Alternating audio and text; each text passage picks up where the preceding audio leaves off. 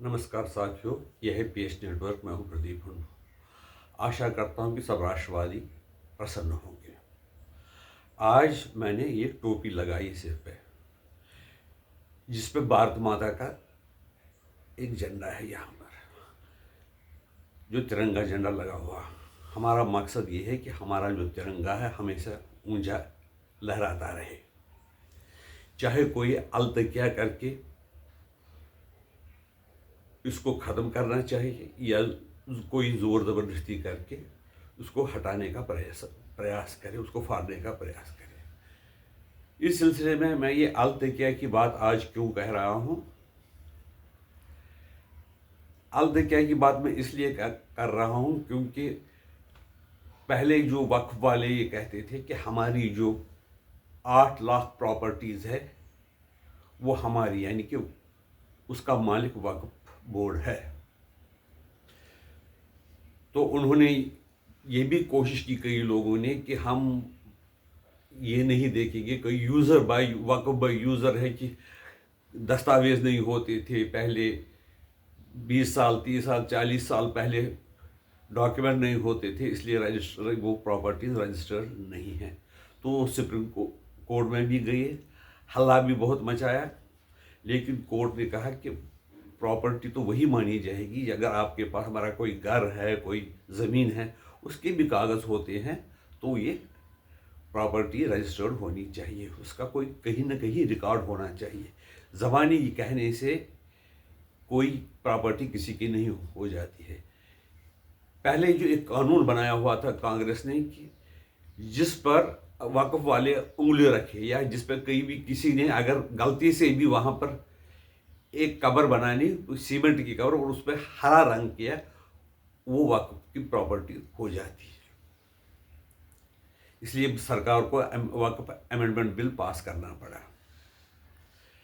तो सरकार ने कहा कि जो उम्मीद पोर्टल है उस पर आपको ये वक्फ की प्रॉपर्टी रजिस्टर करनी पड़ेगी। प्रॉपर्टी बताई जा रही थी कि 9 लाख प्रॉपर्टीज़, 30 लाख एकड़ शायद, जो आर्मी और रेलवे के बाद तीसरे नंबर की हिंदुस्तान की प्रॉपर्टी मानी जाती है। जब रजिस्ट्रेशन का काम, उसके लिए उनको 6 महीने दिए गए। जो 9 लाख प्रॉपर्टी रजिस्टर करने में ज़्यादा टाइम नहीं लगता है। ऐसे काम यहाँ पर तो अगर किसी की कोई डॉक्यूमेंट हो वगैरह हो, यहाँ पर लाखों डॉक्यूमेंट जो जन्म पत्र मरण पत्र के हो जाते हैं, करोड़ों में साल में रजिस्टर होते हैं। तो उसमें खाली 20% ही जो प्रॉपर्टी है वो वक्फ वालों ने रजिस्टर करवा ली। कई लोगों ने बताते हैं कि कई लोगों ने प्रयास किए, लेकिन जब वो प्रॉपर्टी अपलोड कर रहे थे पेपर, तो पेपर अपलोड करने के टाइम उसमें ग्लिच आ गया। सरकार ने उनको 3 महीने का टाइम, 5 दिसंबर को पहला टाइम खत्म हो गया, 3 महीने का टाइम दिया है कि आप ये अपनी प्रॉपर्टी रजिस्टर करवा सकते हो विद पेनल्टी। लेकिन ये जो अलतकिया का मतलब आपको समझना चाहिए। मैंने एक दिन वीडियो बनाया था, पॉडकास्ट किया था कि अलतकिया इस्लामिक तरीका है, लेकिन किसी भाई ने मुझे, मुसलमान भाई ने मुझे कहा कि इस्लामी किसी स्क्रिप्चर, किसी किताब में अलतकिया का कंसेप्ट नहीं है। अगर लिखा हुआ कहीं पर कंसेप्ट नहीं है, लेकिन जो हम देख रहे हैं झूठ, कई लोग बहुत ही ज़्यादा बोलते रहते हैं और ऐसे काम करते हैं। जैसे कि अगर किसी हिंदू लड़की से शादी करनी हो तो हिंदू नाम कलावा पहनेंगे, ये भी एक अलतकिया की मिसाल है। प्रॉपर्टी हड़प करनी हो, उस पर कब्जा करना हो, तो ये उस पर भी क्या करते थे, उस पर कहते कोई ये बनाया, मकबरा वगैरह बनाया, जिसको बोलो पीर बाबा जयशंकर महाराज, ऐसे ही हजरत बाबा नूरदीन गौरी शंकर, ऐसे बनाकर वो प्रॉपर्टी कब्जा किया जाता था। मैं ये समझता हूँ कि जो अगर रिटर्न में कहीं नहीं है, लेकिन प्रैक्टिकली कुछ समुदाय के लोग सारे नहीं, समुदाय के कुछ लोग इसका प्रयोग करते हैं। ये बात ऐसा क्यों कर रहे हैं? क्योंकि उसके पीछे जो ये मौलाना कहीं हैं वो ये बताते हैं उनको, जो अपने अनुयायी है, कि तुम्हारा फाइनल मकसद है कि सारी दुनिया में निज़ाम मुस्तफ़ा हो, खाली अल्लाह का राज हो, अल्लाह और नबी का राज हो। बाकी जो तरीके हैं वो जहन्नम के तरीके, और तुम्हारा ये सवाब है कि उन सब तरीक़ों को, उन सब लोगों को जन्नत के दरवाजे दिखाना, जन्नत के बारे में समझाना।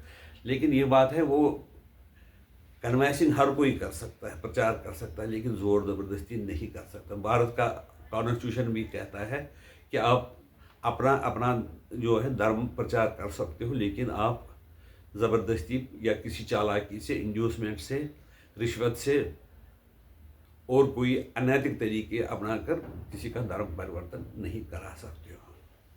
अब देखिए, यही जो प्रॉपर्टी है जो अभी 20% दर्ज हुई है, उसके अगर मानो हो सकता है कि और 20% अगर जो नहीं कर पाए अपलोड, वो 20% और हो गई 40%। जो ये 60% प्रॉपर्टी है, या तो ये गरीब मुसलमानों से छीनी गई, मतलब कोई फैमिली में मेल की डेथ हो गई तो औरत अनपढ़ थी तो उस पर ज़बरदस्ती लिखवाया, उससे लिखवाया अंगूठा करके कि ये जी वक्फ, उनके जो भी हजरात होंगे, जो भी भाई साहब होंगे, उन्होंने ये वक्फ के नाम कर दिए।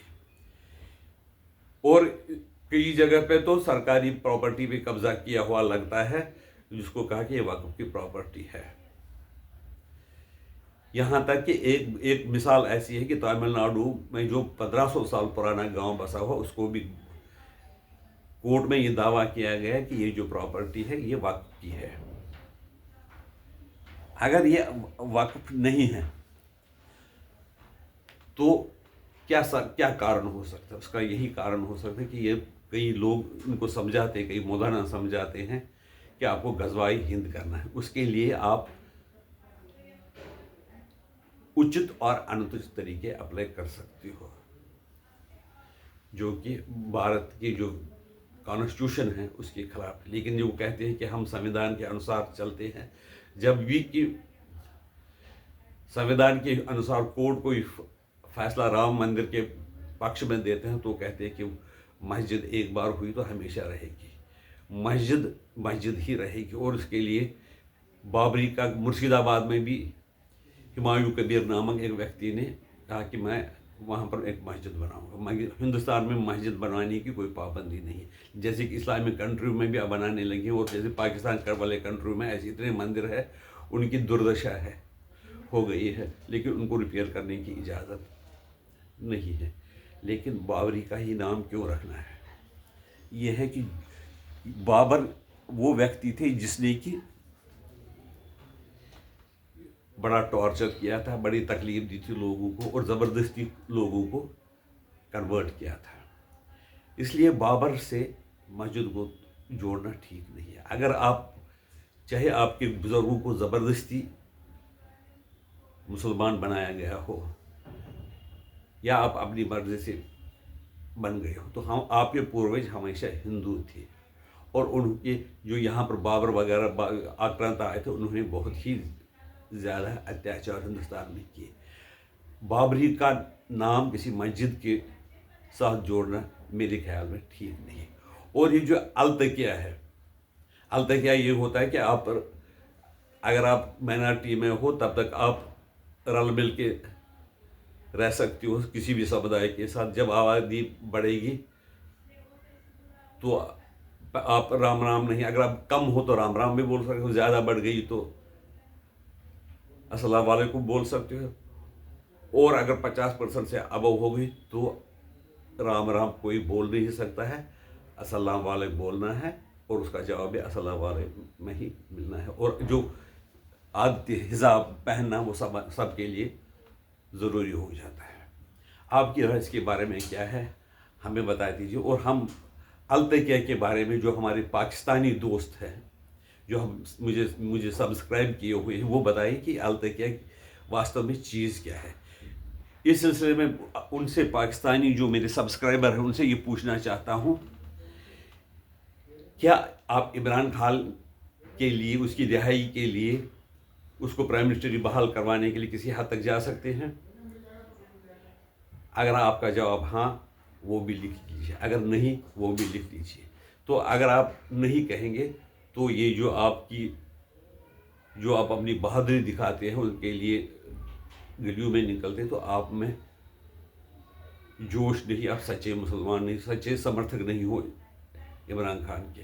اگر آپ عمران خان کو آپ چھڑانے میں کامیاب رہو گے تو آپ کہیں گے کہ آپ جو بات کرتے ہیں اس پہ آپ پکے ہیں. مسلمانوں سے بھی یہ پوچھتا ہوں، پاکستان کے مسلمانوں سے، کہ ان کی رائے اس کے بارے میں کیا ہے. نمسکار.